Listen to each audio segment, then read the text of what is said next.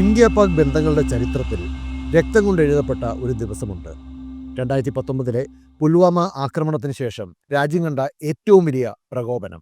സമാധാനത്തിലുള്ള എല്ലാ വാതിലുകളും കൊട്ടിയടയ്ക്കപ്പെട്ട യുദ്ധത്തിൻ്റെ കാർമേഘങ്ങൾ ഉപഭൂഖണ്ഡത്തിന് മുകളിൽ ഉരുണ്ടുകൂടിയ ദിവസം 2025 ഏപ്രിൽ 22. ഓപ്പറേഷൻ സിന്ധു.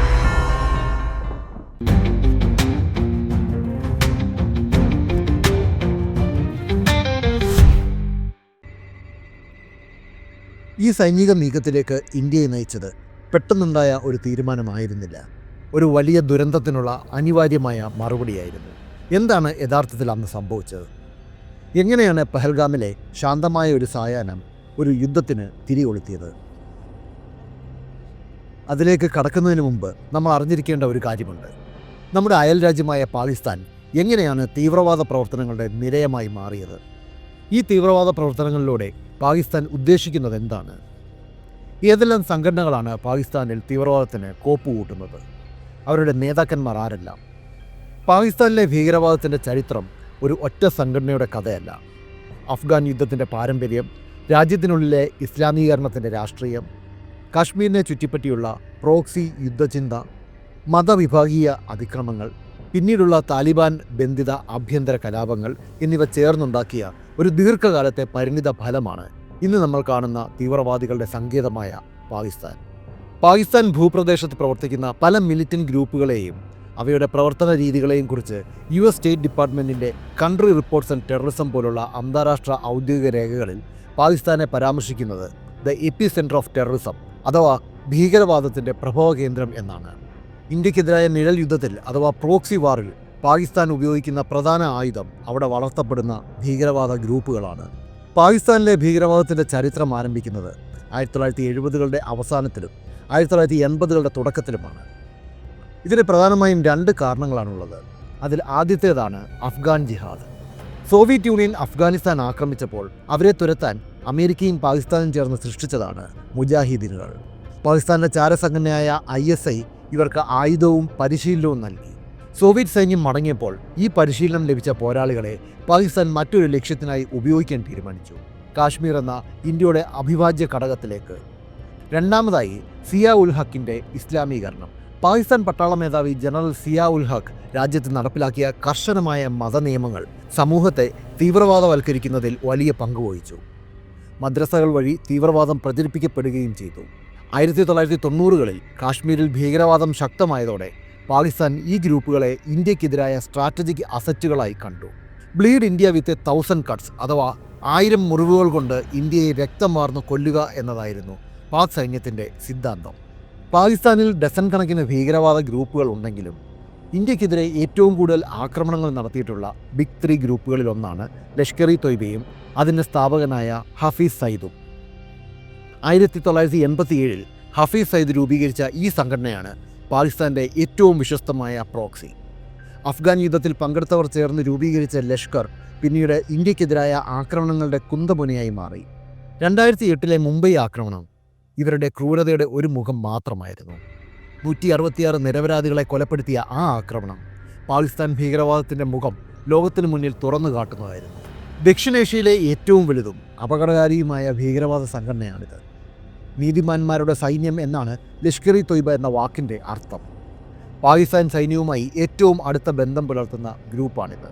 പ്രധാന നേതാവായ ഹാഫിസ് സയ്യിദ് ലഷ്കറിൻ്റെ ആത്മീയ നേതാവ് കൂടിയാണ്. മുംബൈ ആക്രമണത്തിൻ്റെ സൂത്രധാരനും അയാളായിരുന്നു. സഖിയുർ റഹ്മാൻ ലഖ്വിയാണ് ലഷ്കറിൻ്റെ ഓപ്പറേഷൻ കമാൻഡർ, ആക്രമണങ്ങളുടെ ആസൂത്രിതനും. ഇവരുടെ നീക്കമായിരുന്നു 2008 മുംബൈ ആക്രമണം. നവംബർ 26-ന് 10 പാകിസ്ഥാൻ ഭീകരർ കടൽ മാർഗം മുംബൈയിലെത്തുകയും 166 പേരെ കൊലപ്പെടുത്തുകയും ചെയ്തതാണ് സംഭവം. പിന്നീട് 2000-ൽ ന്യൂഡൽഹിയിലെ ചെങ്കോട്ടയിൽ കയറി ലഷ്കർ ഭീകരർ വെടിയുതിർത്തിരുന്നു. കൂടാതെ 2016-ൽ ജമ്മു കാശ്മീരിലെ ഉറിയിലെ സൈനിക ക്യാമ്പ് ആക്രമിച്ച് 19 ജവാന്മാരെ കൊലപ്പെടുത്തിയതും ഇതേ ലഷ്കറാണ്. മറ്റൊരു സംഘടനയാണ് ജെയ്ഷ് ഇ മുഹമ്മദ്. 1999-ൽ ഇന്ത്യൻ വിമാനം ഹൈജാക്ക് ചെയ്ത് മോചിപ്പിക്കപ്പെട്ട മസൂദ് അസ്ഹർ രൂപീകരിച്ച സംഘടന.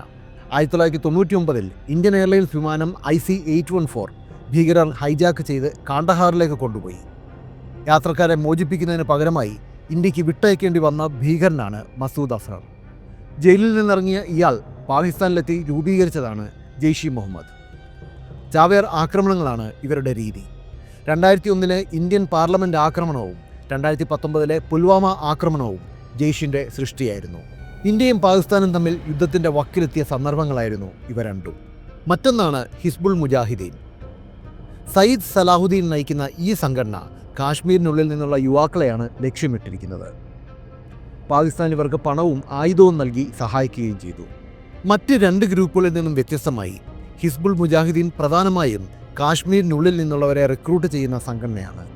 എന്നാൽ ഇതിൻ്റെ നേതൃത്വവും ആയുധങ്ങളും പാകിസ്ഥാനിൽ നിന്നാണ് വരുന്നത്. ഹിസ്ബുൾ മുജാഹിദീൻ്റെ പ്രധാന നേതാവാണ് സയ്യിദ് സലാഹുദ്ദീൻ അഥവാ മുഹമ്മദ് യൂസഫ് ഷാ. ഇയാൾ പാക് അധീന കാശ്മീരിലെ മുസാഫറാബാദിലെ താമസക്കാരനും യുണൈറ്റഡ് ജിഹാദ് കൗൺസിൽ എന്ന ഭീകര സംഘടനയുടെ തലവൻ കൂടിയുമാണ്. കാശ്മീരിലെ യുവാക്കളെ ആകർഷിച്ച് അവരെ ആയുധമെടുപ്പിക്കുക എന്നതാണ് ഇവരുടെ പ്രധാന തന്ത്രം. കാശ്മീരിനെ ഇന്ത്യയിൽ നിന്നും വേർപെടുത്തി പാകിസ്ഥാനോട് ചേർക്കുക എന്ന ലക്ഷ്യത്തോടെ പ്രവർത്തിക്കുന്ന ഇവർ ഞങ്ങൾ കാശ്മീരിൽ പാകിസ്ഥാൻ്റെ യുദ്ധമാണ് ചെയ്യുന്നത് എന്ന് പരസ്യമായി പലതവണ പറഞ്ഞിട്ടുണ്ട്. ഇന്ന് പാകിസ്ഥാൻ ആഗോള സമ്മർദ്ദത്തിലാണ്. അതിനാൽ പഴയതുപോലെ പരസ്യമായി ഭീകരവാദ ക്യാമ്പുകൾ പ്രവർത്തിപ്പിക്കാൻ അവർക്ക് ബുദ്ധിമുട്ടുണ്ട്. ഇതിന് അവർ കണ്ടെത്തിയ വഴിയാണ് പേരുമാറ്റൽ തന്ത്രം. നിരോധിക്കപ്പെടുമ്പോൾ പുതിയ പേരിൽ സംഘടന തുടങ്ങുക. ഉദാഹരണത്തിന് ലഷ്കർ ഇ തൊയ്ബയെ പേരുമാറ്റി ജമാഅത്ത് ഉദ്ദവ എന്നും പിന്നീട് ഫലാ ഇ ഇൻസാനിയത്ത് ഫൗണ്ടേഷൻ എന്നും പേരുമാറ്റി ചാരിറ്റി പ്രവർത്തനങ്ങളുടെ മറവിൽ പ്രവർത്തിക്കുക.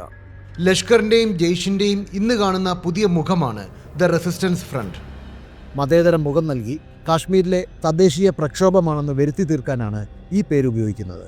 ഹാഫിസ് സയ്യിദിനെയും മസൂദ് അസറിനെയും പോലുള്ള ആഗോള ഭീകരർ പാകിസ്ഥാനിൽ സ്വതന്ത്രമായി വിഹരിക്കുന്നു എന്നത് തന്നെ ഇതിന് തെളിവാണ്. ഇന്ത്യയെ സംബന്ധിച്ചിടത്തോളം അതിർത്തിക്കപ്പുറത്തു നിന്നുള്ള ഈ ഭീഷണി അവസാനിച്ചിട്ടില്ല. മറിച്ച് പുതിയ രൂപങ്ങളിൽ അത് തുടർന്നുകൊണ്ടേയിരിക്കും. ഓപ്പറേഷൻ സിന്ദൂർ എന്ന സൈനിക നയത്തിന് ഇന്ത്യ നിർബന്ധിതരായിട്ടുണ്ടെങ്കിൽ അതിന് കാരണമായ പാകിസ്ഥാൻ്റെ ചരിത്രം കൂടി പറയാതെ നമുക്ക് ഓപ്പറേഷൻ സിന്ദൂറിനെക്കുറിച്ച് പറയാൻ സാധിക്കില്ല. അതുകൊണ്ടാണ് ചെറിയ രൂപത്തിൽ പാകിസ്ഥാൻ്റെ തീവ്രവാദ ചരിത്രം ഒരു ആമുഖമെന്നോണം പറഞ്ഞത്. ജമ്മു കാശ്മീരിലെ അനന്ത്നാഗ് ജില്ലയിലെ പെഹൽഗാം വിനോദസഞ്ചാരികളുടെ പറദീസ. ലിഡർ നദിയുടെ തീരത്ത് അമർനാഥ് യാത്രയുടെ ബേസ് ക്യാമ്പ് കൂടിയായ ഈ പ്രദേശം സുരക്ഷാ സേനയുടെ കർശന നിരീക്ഷണത്തിലുള്ള മേഖലയാണ്. 2025 ഏപ്രിൽ 22 വൈകുന്നേരം ടൂറിസ്റ്റ് സീസണിൻ്റെ തിരക്കിലായിരുന്നു പെഹൽഗാം. വൈകുന്നേരം 6:30 വിനോദസഞ്ചാരികൾ തിങ്ങി നിറഞ്ഞ ഒരു മാർക്കറ്റ് ഏരിയയിലേക്ക് സൈനിക വേഷം ധരിച്ചെത്തിയ തീവ്രവാദികൾ തുരുതുരെ വെടിയുതിർക്കുകയായിരുന്നു. ഇത് സുരക്ഷാ സേനയുമായുള്ള ഒരു ഏറ്റുമുട്ടലായിരുന്നില്ല, മറിച്ച് നിരായുധരായ സാധാരണക്കാർക്ക് നേരെയുള്ള കണക്കുകൂട്ടിയുള്ള കൂട്ടക്കൊലയായിരുന്നു. 26 പേർ ഇതിൽ മരണപ്പെട്ടു. ഇതിൽ ഭൂരിഭാഗവും ഇന്ത്യയുടെ വിവിധ ഭാഗങ്ങളിൽ നിന്നുള്ള വിനോദസഞ്ചാരികളായിരുന്നു, പ്രത്യേകിച്ച് സ്ത്രീകളും കുട്ടികളും.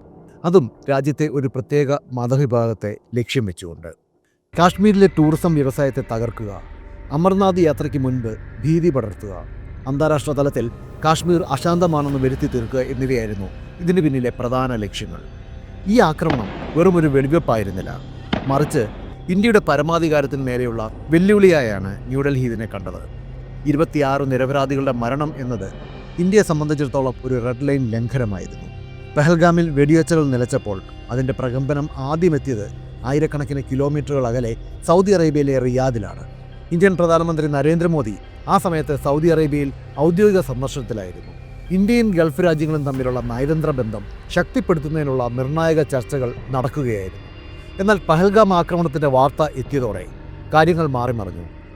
സാധാരണഗതിയിൽ വിദേശ സന്ദർശന വേളയിൽ ഇത്തരം ആക്രമണങ്ങൾ നടന്നാൽ പ്രസ്താവനകൾ ഇറക്കി സന്ദർശനം തുടരുകയാണ് പതിവ്. എന്നാൽ ഇത്തവണ ഇന്ത്യയുടെ പ്രതികരണം വ്യത്യസ്തമായിരുന്നു. നിശ്ചയിച്ചിരുന്ന പരിപാടികൾ റദ്ദാക്കി സൗദി സന്ദർശനം വെട്ടിച്ചുരുക്കി പ്രധാനമന്ത്രി മോദി ഉടനെ തന്നെ ഇന്ത്യയിലേക്ക് തിരിച്ചു. പ്രധാനമന്ത്രിയുടെ ഈ അടിയന്തര മടക്കം ലോകരാജ്യങ്ങൾക്ക് നൽകിയ സന്ദേശം വ്യക്തമായിരുന്നു. ഇന്ത്യ തിരിച്ചടിക്കാൻ പോകുന്നു. നയതന്ത്ര ചർച്ചകൾക്കപ്പുറം സൈനികമായ ഒരു മറുപടിക്ക് ഇന്ത്യ തയ്യാറെടുക്കുകയാണെന്നതിൻ്റെ ആദ്യ സൂചനയായിരുന്നു ഇത്. ഡൽഹിയിൽ വിമാനമിറങ്ങിയ ഉടൻ തന്നെ പ്രധാനമന്ത്രി നേരെ പോയത് തൻ്റെ ഔദ്യോഗിക വസതിയിലേക്കല്ല, മറിച്ച് സൗത്ത് ബ്ലോക്കിലെ വാർ റൂമിലേക്കാണ്. ക്യാബിനറ്റ് കമ്മിറ്റി ഓൺ സെക്യൂരിറ്റി അഥവാ CSS യോഗം ചേർന്നു. ദേശീയ സുരക്ഷാ ഉപദേഷ്ടാവ്, പ്രതിരോധ മന്ത്രി, ആഭ്യന്തരമന്ത്രി, 3 സേനാ മേധാവികൾ എന്നിവർ പങ്കെടുത്ത യോഗത്തിൽ ഇന്ത്യ തന്ത്രപരമായ സംയമനം വെടിയാൻ തീരുമാനിക്കുന്നു. സൈനികമായ തിരിച്ചടിക്ക് മുൻപ് പാകിസ്ഥാനെ സാമ്പത്തികമായും നയതന്ത്രപരമായും ശ്വാസം മുട്ടിക്കാൻ ഇന്ത്യ തീരുമാനിച്ചു. ഇതിനായി ഇന്ത്യ പുറത്തെടുത്തത് ചരിത്രത്തിലെ ഏറ്റവും വലിയ ആയുധമാണ് സിന്ധു നദീജല കരാർ റദ്ദാക്കുക എന്നതാണ്. 1960കളിൽ ഒപ്പുവെച്ച സിന്ധു നദീജല കരാർ ഇന്ത്യയും പാകിസ്ഥാനും തമ്മിലുള്ള 3 യുദ്ധങ്ങളെ അതിജീവിച്ച കരാറാണ്. ലോക ബാങ്കിന്റെ മധ്യസ്ഥതയിൽ ഒപ്പുവെച്ച ഈ കരാർ പ്രകാരം സിന്ധു നദീതടത്തിലെ പടിഞ്ഞാറൻ നദികളിലെ ഭൂരിഭാഗം വെള്ളവും പാകിസ്ഥാന് അവകാശപ്പെട്ടതാണ്. പാകിസ്ഥാന്റെ കാർഷിക സമ്പദ് വ്യവസ്ഥയുടെ ജീവനാഡിയാണിത്. എന്നാൽ പെഹൽഗാം ആക്രമണത്തിന് ശേഷം ഇന്ത്യ ചരിത്രപരമായ ആ തീരുമാനമെടുത്തു. Blood and water cannot flow together, അഥവാ രക്തവും വെള്ളവും ഒന്നിച്ചൊഴുകില്ല. ഇന്ത്യ കരാർ സസ്പെൻഡ് ചെയ്യുന്നതായി പ്രഖ്യാപിച്ചു. ഇത് പാകിസ്ഥാനെ സംബന്ധിച്ചിടത്തോളം ഒരു ആണവായുധ സ്ഫോടനത്തെക്കാൾ വലിയ ഭീഷണിയായിരുന്നു. അവരുടെ കൃഷിയും കുടിവെള്ളവും ഇന്ത്യയുടെ നിയന്ത്രണത്തിലാകുമെന്ന ഭീതി ഇസ്ലാമാബാദിൽ പടർന്നു. ഇരു രാജ്യങ്ങളും തങ്ങളുടെ പൗരന്മാർക്ക് നൽകിയിരുന്ന എല്ലാ വിസകളും റദ്ദാക്കി. അതിർത്തികൾ പൂർണ്ണമായും അടച്ചിരുന്നു. ലാഹോർ ഡൽഹി ബസ് സർവീസ് ഉൾപ്പെടെയുള്ള എല്ലാ ബന്ധങ്ങളും വിച്ഛേദിക്കപ്പെട്ടു. ഇന്ത്യയുടെ നടപടികൾക്ക് മറുപടിയായി പാകിസ്ഥാൻ സ്വീകരിച്ചത് അവരുടെ പതിവ് തന്ത്രം തന്നെയായിരുന്നു: നിഷേധിക്കുക, കുറ്റപ്പെടുത്തുക. ഇസ്ലാമാബാദിൽ നടന്ന പത്രസമ്മേളനത്തിൽ പാകിസ്ഥാൻ വിദേശകാര്യ വക്താവ് പഹൽഗാം ആക്രമണത്തിൽ പാകിസ്ഥാന് യാതൊരു പങ്കുമില്ലെന്ന് പ്രഖ്യാപിക്കുന്നു. ഇന്ത്യ യുദ്ധത്തിന് കോപ്പുകൂട്ടുകയാണെന്നും പാകിസ്ഥാനെ ആക്രമിക്കാൻ ഒരു കാരണം ഉണ്ടാക്കുകയാണെന്നും അവർ അന്താരാഷ്ട്ര സമൂഹത്തോട് പറഞ്ഞു. മാത്രമല്ല, ആക്രമണത്തിന് പിന്നിൽ പാക് ബന്ധമുണ്ടെന്നതിന് ഇന്ത്യയുടെ പക്കൽ ഒരു തെളിവുമില്ലെന്ന് അവർ വാദിക്കുകയും ചെയ്തു. എന്നാൽ ഇത്തവണ ഇന്ത്യ തെളിവുകൾ കൈമാറാൻ കാത്തുനിന്നില്ല. പാകിസ്ഥാന്റെ നിഷേധക്കുറിപ്പുകൾ ഡൽഹിയിലെ തീരുമാനങ്ങളെ സ്വാധീനിച്ചില്ല. ലോകം മുഴുവൻ ഇന്ത്യയുടെ അടുത്ത നീക്കത്തിനായി ഉറ്റുനോക്കി. ഏപ്രിൽ 24 കഴിയുമ്പോഴേക്കും സ്ഥിതിഗതികൾ വ്യക്തമായിരുന്നു. നയതന്ത്ര തലത്തിൽ ബന്ധങ്ങൾ വിച്ഛേദിക്കപ്പെട്ടു. അതിർത്തിയിൽ സൈനിക വിന്യാസം വർദ്ധിച്ചു. പഹൽഗാമിൽ 26 പേരുടെ മരണം വെറുമൊരു കണക്കല്ല, മറിച്ച് പാകിസ്ഥാനുള്ള ഒരു കൗണ്ട് ഡൗൺ ആണെന്ന് ഇന്ത്യ തീരുമാനിച്ചു കഴിഞ്ഞിരുന്നു. 2019 ഫെബ്രുവരിയിലെ ബാലാക്കോട്ട് ആക്രമണം ഇന്ത്യയുടെ സൈനിക ചരിത്രത്തിൽ ഒരു വഴിത്തിരിവായിരുന്നുവെങ്കിൽ 2025 മെയ് 7 നടന്ന ഓപ്പറേഷൻ സിന്ദൂർ ആ വഴിത്തിരിവിനെ ഒരു പുതിയ സിദ്ധാന്തമായി മാറ്റി എഴുതുകയായിരുന്നു. പെഹൽഗാം കൂട്ടക്കൊലയുടെ ചോരയുണങ്ങും മുമ്പേ ഇന്ത്യ നൽകിയ മറുപടി കേവലം ഒരു പ്രതികാരമായിരുന്നില്ല, മറിച്ച് ഉപഭൂഖണ്ഡത്തിലെ ഭീകരവാദത്തിനെതിരായ പോരാട്ടത്തിൻ്റെ നിയമങ്ങൾ തന്നെ മാറ്റിയെഴുതിയ ഒരു സൈനിക നീക്കമായിരുന്നു അത്. പാകിസ്ഥാന്റെ വ്യോമ പ്രതിരോധ സംവിധാനങ്ങളെ നോക്കുകുത്തിയാക്കി. ഒരേ സമയം പലയിടങ്ങളിൽ മരണം വിതച്ച ആ 25 മിനിറ്റുകൾ നോൺ കോണ്ടാക്ട് വാർഫെയർ എന്ന പുതിയ യുദ്ധതന്ത്രത്തിൻ്റെ പരീക്ഷണശാല കൂടിയായിരുന്നു. 2 ആഴ്ചത്തെ നയതന്ത്ര യുദ്ധങ്ങൾക്കും അതിർത്തിയിലെ അനിശ്ചിതത്വങ്ങൾക്കും ശേഷം 2025 മെയ് 7 പുലർച്ചെയാണ് ഇന്ത്യയുടെ അപ്രതീക്ഷിത തിരിച്ചടി തുടങ്ങിയത്. പാകിസ്ഥാൻ പ്രതീക്ഷിച്ചിരുന്നതുപോലെ അതിർത്തി കടന്നുള്ള ഒരു കരയുദ്ധമോ അല്ലെങ്കിൽ ബാലാക്കോട്ട് മാതൃകയിലുള്ള ഒരു വ്യോമാക്രമണമോ ആയിരുന്നില്ല ഇന്ത്യ ആസൂത്രണം ചെയ്തത്. ഇന്ത്യൻ സമയം കൃത്യം 1:05 ആരംഭിച്ച ഓപ്പറേഷൻ പാകിസ്ഥാന്റെ കണക്കുകൂട്ടലുകളെ പാടെ തെറ്റിച്ചു. ഇന്ത്യൻ വ്യോമസേനയുടെ കൺട്രോൾ റൂമുകളിൽ ഉദ്വേഗത്തിൻ്റെ നിമിഷങ്ങളായിരുന്നു. റഡാർ സ്ക്രീനുകളിൽ തെളിഞ്ഞ പച്ച പൊട്ടുകൾ അതിർത്തിയിലേക്ക് നീങ്ങിയപ്പോൾ അത് വരാനിരിക്കുന്ന വലിയൊരു കൊടുങ്കാറ്റിൻ്റെ സൂചനയായിരുന്നു. വെറും 25 മിനിറ്റ്, അതായത് 1:30 ദൗത്യം പൂർത്തിയായി. ഈ ചുരുങ്ങിയ സമയത്തിനുള്ളിൽ പാക് അധീന കാശ്മീരിലും പഞ്ചാബ് പ്രവിശ്യയിലുമായി ചിതറിക്കിടന്ന ഭീകരവാദത്തിൻ്റെ ഒളിത്താവളങ്ങൾ അഗ്നിക്കിരയാക്കി കഴിഞ്ഞിരുന്നു. ഇന്ത്യയുടെ മുൻകാല തിരിച്ചടികൾ പലപ്പോഴും ഒരു പ്രത്യേക കേന്ദ്രത്തിലോ മേഖലയിലോ ഒതുങ്ങി നിന്നവയായിരുന്നു. എന്നാൽ ഓപ്പറേഷൻ സിന്ദൂർ ഇതിൽ നിന്നും തികച്ചും വ്യത്യസ്തമായിരുന്നു.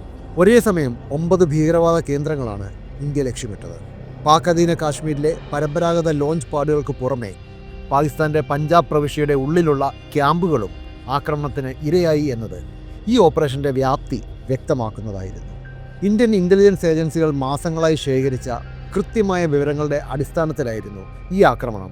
ലഷ്കർ-ഇ തൊയ്ബ, ജെയ്ഷ് ഇ മുഹമ്മദ്, ഹിസ്ബുൾ മുജാഹിദീൻ എന്നീ 3 പ്രമുഖ ഭീകര സംഘടനകളുടെയും താവളങ്ങൾ തകർക്കപ്പെട്ടു. ഇതിൽ ഏറ്റവും പ്രധാനപ്പെട്ടത് സിയാൽകോട്ടിന് സമീപം അതിർത്തിയിൽ നിന്ന് ഏകദേശം 12 കിലോമീറ്റർ മാത്രം അകലെ പ്രവർത്തിച്ചിരുന്ന ഹിസ്ബുൾ മുജാഹിദീൻ്റെ വലിയൊരു പരിശീലന ക്യാമ്പായിരുന്നു.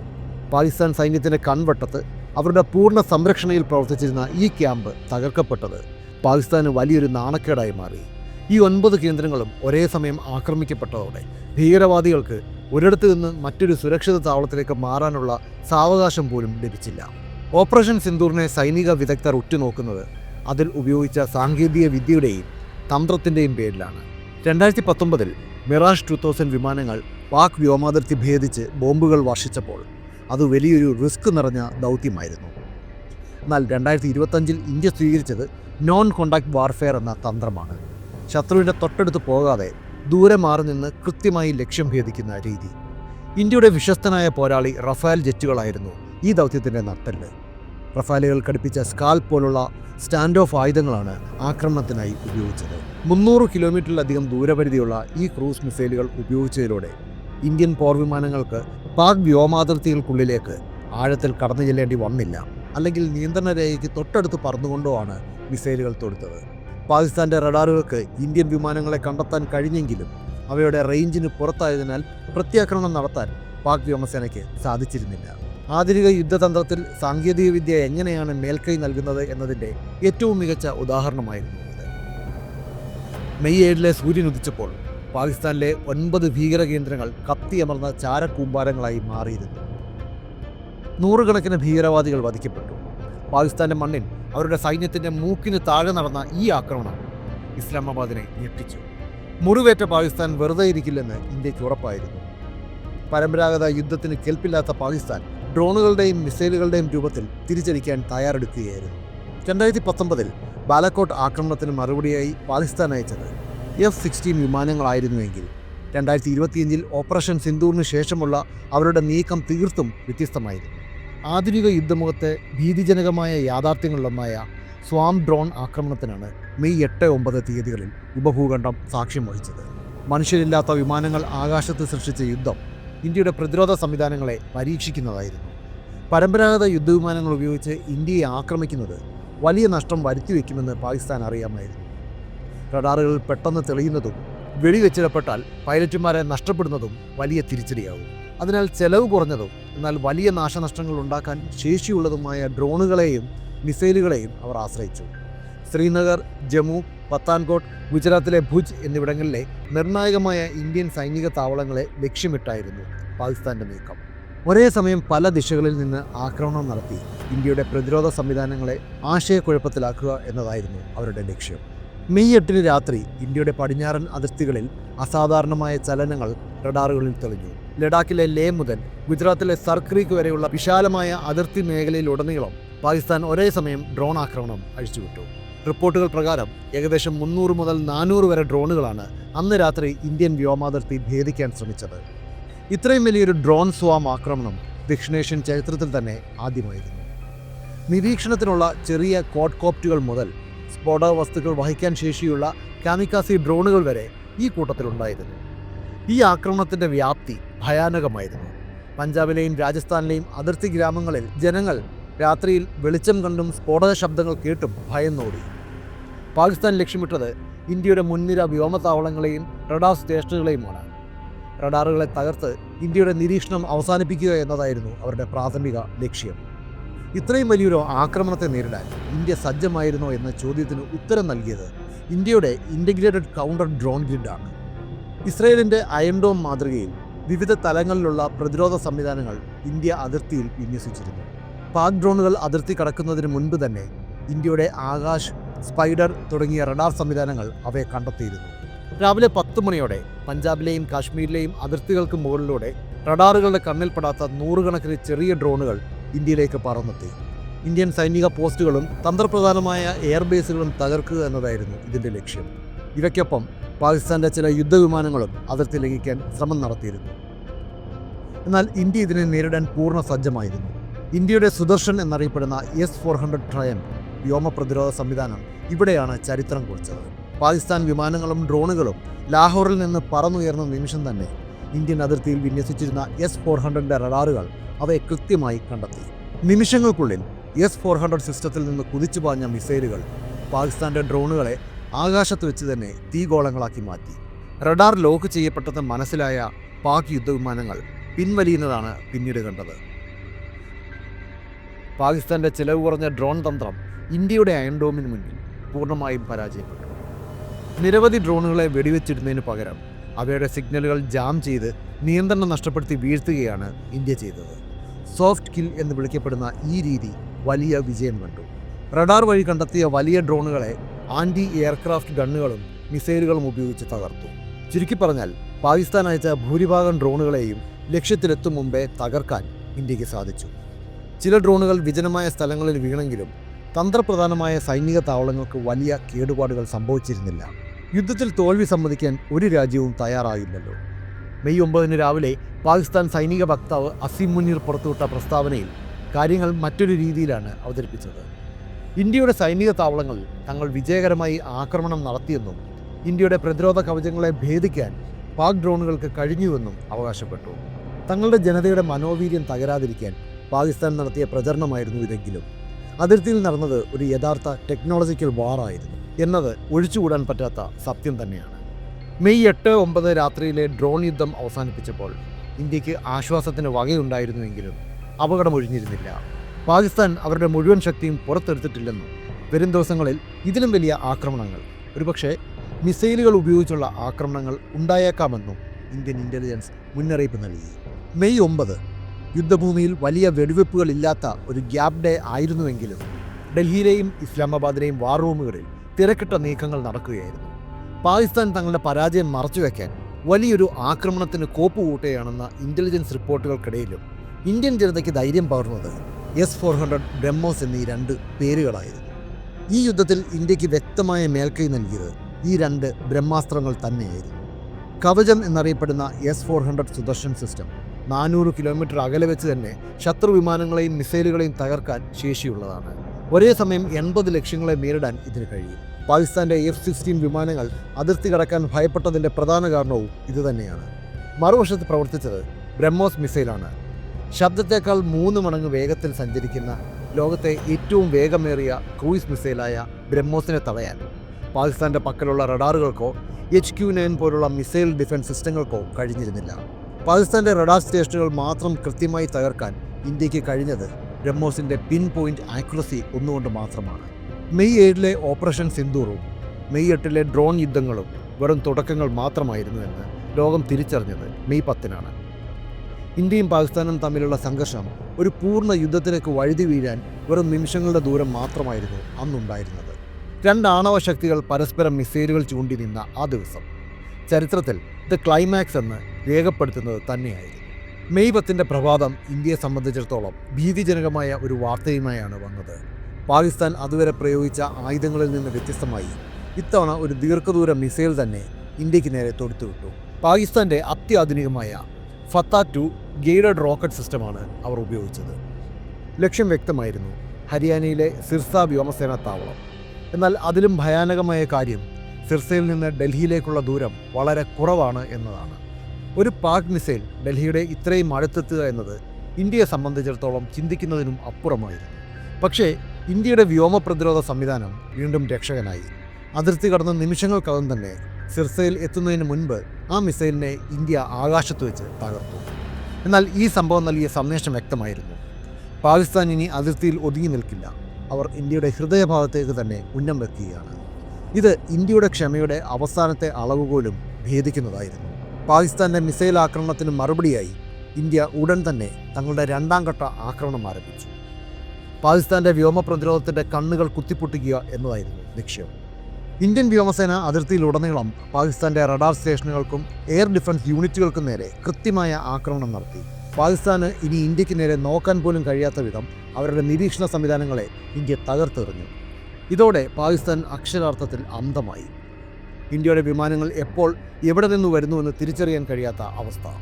കാര്യങ്ങൾ കൈവിട്ടു പോകുമെന്ന് ഉറപ്പായ നിമിഷം ലോകരാജ്യങ്ങൾ മുഴുവൻ ശ്വാസമടക്കി പിടിച്ച് നിൽക്കുകയായിരുന്നു. ഒരു തെറ്റായ നീക്കം നടന്നാൽ അത് ആണവ യുദ്ധത്തിലേക്ക് വരെ നയിച്ചേക്കാം. ആ നിർണായക നിമിഷത്തിലാണ് ഇരു രാജ്യങ്ങളുടെയും സൈനിക ആസ്ഥാനങ്ങളിൽ ഫോൺ ബെൽ മുഴങ്ങിയത്. മെയ് 10 ഉച്ചകഴിഞ്ഞ് 3:35 ഇന്ത്യയുടെയും പാകിസ്ഥാൻ്റെയും director general of military operations അഥവാ DGMOs തമ്മിലുള്ള സംഭാഷണം നടക്കുന്നു. സാധാരണഗതിയിൽ പതിവ് ചർച്ചകൾക്കുള്ള ഈ ലൈൻ ഇത്തവണ യുദ്ധം നിർത്താനുള്ള അവസാനത്തെ അഭയമായിരുന്നു. ആ നിമിഷങ്ങളിൽ എന്താണ് സംസാരിച്ചതെന്ന് കൃത്യമായി പുറത്തു വന്നിട്ടില്ലെങ്കിലും ഫലം ഉടനടി കണ്ടു. വെടിയൊച്ചകൾ നിലയ്ക്കാൻ തുടങ്ങി. ആകാശത്ത് പറന്നുകൊണ്ടിരുന്ന യുദ്ധവിമാനങ്ങൾ തിരികെ ബേസുകളിലേക്ക് മടങ്ങി. ഈ പിന്മാറ്റത്തിന് പിന്നിൽ കേവലം DGOമാരുടെ ചർച്ച മാത്രമായിരുന്നില്ല. മെയ് 10 സൂര്യൻ അസ്തമിക്കുമ്പോൾ യുദ്ധഭീതി ഒഴിഞ്ഞിരുന്നു. എന്നാൽ അതൊരു ശാശ്വത സമാധാനമായിരുന്നില്ല. വെടിനിർത്തൽ പ്രഖ്യാപിക്കപ്പെട്ടെങ്കിലും അതിർത്തിയിൽ വിന്യസിച്ച സൈന്യം അവിടെ തന്നെ തുടർന്നു. റഡാറുകൾ തകർന്ന പാകിസ്ഥാനും സുരക്ഷാ ഭീഷണിയുള്ള ഇന്ത്യയും വിരൽ കാഞ്ചിയിൽ നിന്ന് എടുത്തിരുന്നില്ല. ആക്രമണത്തിന് ശേഷം ന്യൂഡൽഹിയിൽ നിന്ന് പുറത്തു വന്ന ഔദ്യോഗിക പ്രതികരണങ്ങൾ ഇന്ത്യയുടെ നയതന്ത്ര പക്വത വ്യക്തമാക്കുന്നതായിരുന്നു. പ്രസ് ഇൻഫർമേഷൻ ബ്യൂറോ, വിദേശകാര്യ മന്ത്രാലയം എന്നിവർ പുറത്തിറക്കിയ പ്രസ്താവനകളിൽ യുദ്ധം എന്ന വാക്കിനേക്കാൾ ഭീകരവാദ വിരുദ്ധ നടപടി എന്നതിനായിരുന്നു ഊന്നൽ. ഈ ഓപ്പറേഷനെ ഇന്ത്യ വിശേഷിപ്പിച്ചത് focus, measured and non escalatory എന്നാണ്. ഫോക്കസ്ഡ് എന്നതുകൊണ്ട് ഇന്ത്യ അർത്ഥമാക്കിയത് ഭീകരവാദികളെ മാത്രം ലക്ഷ്യമിട്ടു എന്നാണ്.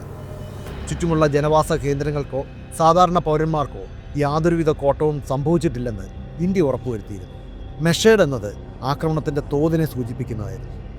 അമിതമായ ശക്തിപ്രകടനം നടത്തി മേഖലയെ ഒരു പൂർണ്ണ യുദ്ധത്തിലേക്ക് തള്ളിവിടാതിരിക്കാൻ ഇന്ത്യ ശ്രദ്ധിച്ചു.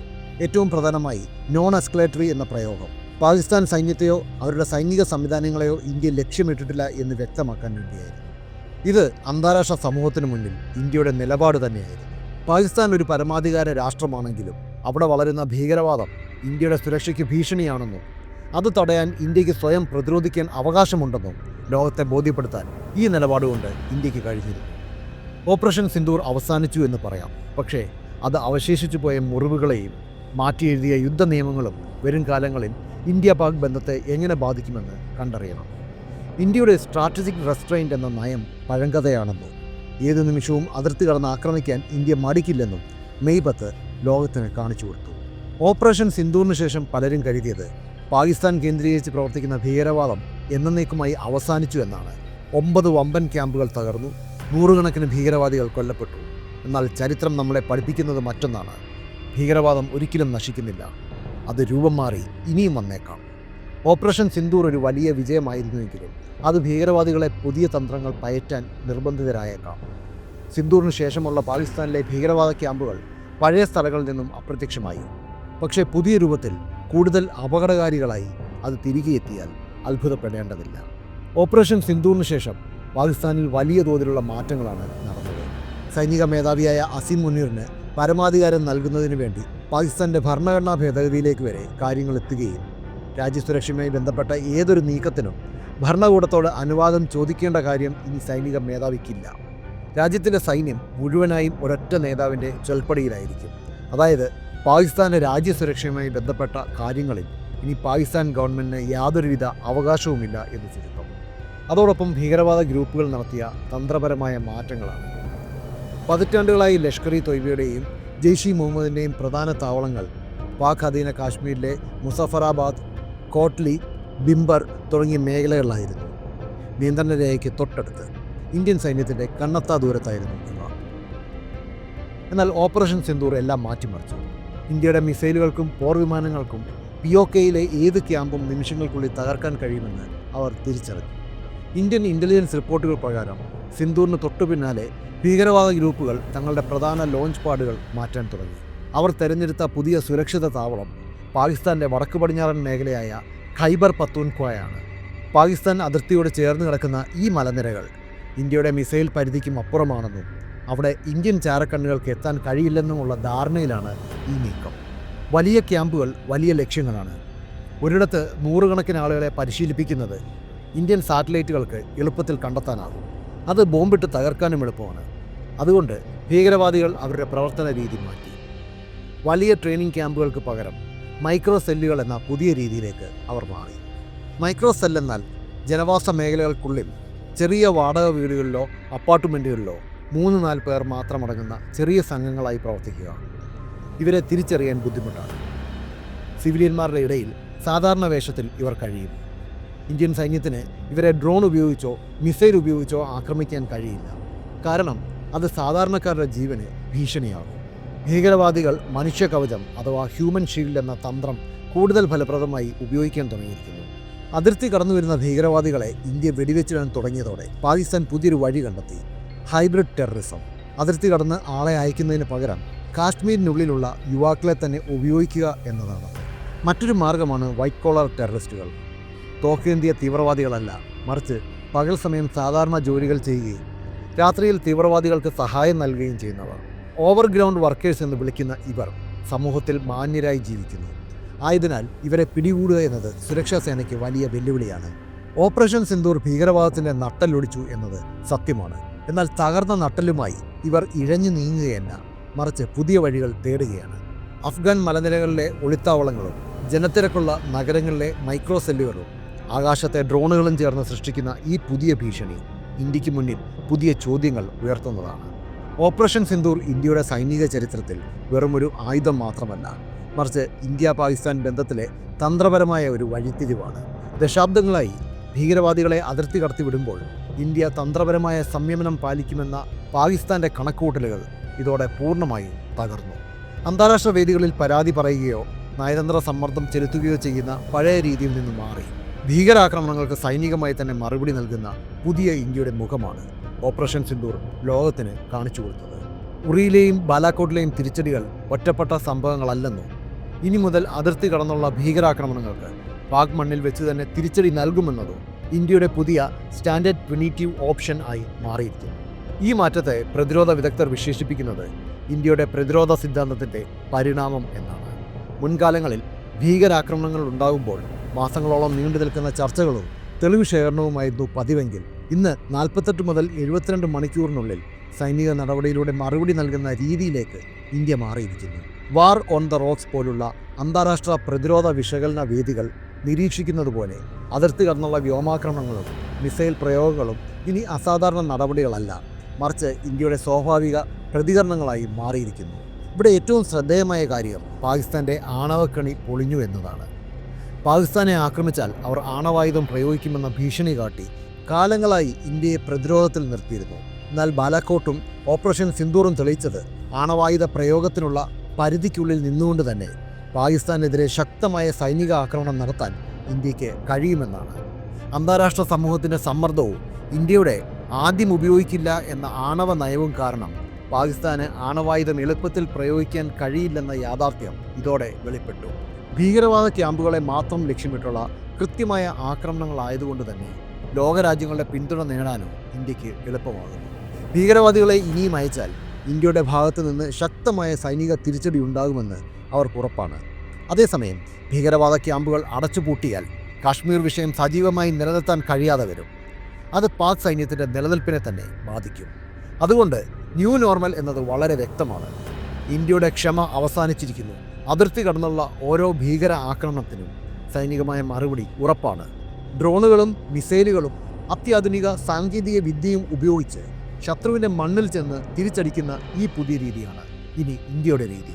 പാകിസ്ഥാൻ ഈ യാഥാർത്ഥ്യം ഉൾക്കൊണ്ട് ഭീകരവാദത്തെ ഉപേക്ഷിച്ചില്ലെങ്കിൽ സിന്ദൂർ പോലുള്ള കൂടുതൽ ശക്തമായ നടപടികൾക്കായിരിക്കും ഭാവിയിൽ സാക്ഷ്യം വഹിക്കേണ്ടി വരിക. ജയ് ഹിന്ദ്.